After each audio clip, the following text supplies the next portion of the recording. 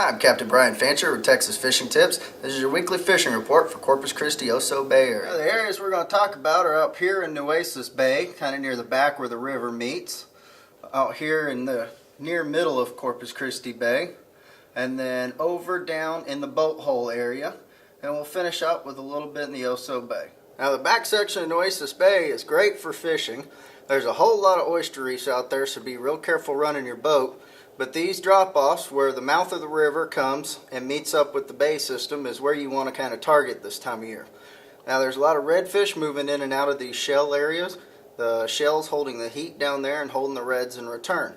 So get yourself some live shrimp and a popping cork and work your way all through these oyster reefs out here. Now out here in Corpus Bay, these Gasson wells out here that you can see from Ocean Drive are holding a lot of fish on them in the wintertime.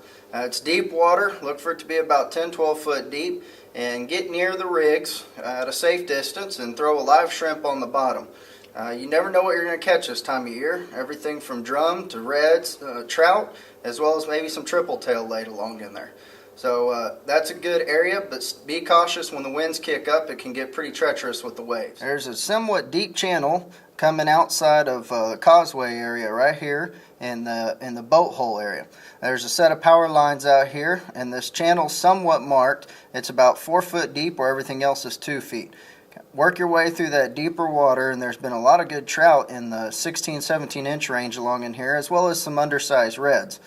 Certain times of day you'll see drum schools moving, and to attack all this, your bait of choice should be a shrimp.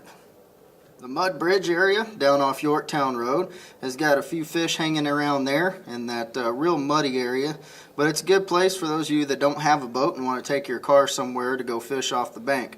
Kind of get towards the soft area where the drop-off is and work a live shrimp off the bottom, or a cut mullet works pretty well in this area too. Now don't forget to go to TexasFishingTips.com to register for the weekly t-shirt and tackle giveaway, as well as a power pole brought to you by Gulf Coast Marine. I'm Captain Brian Fancher. Thank you for watching.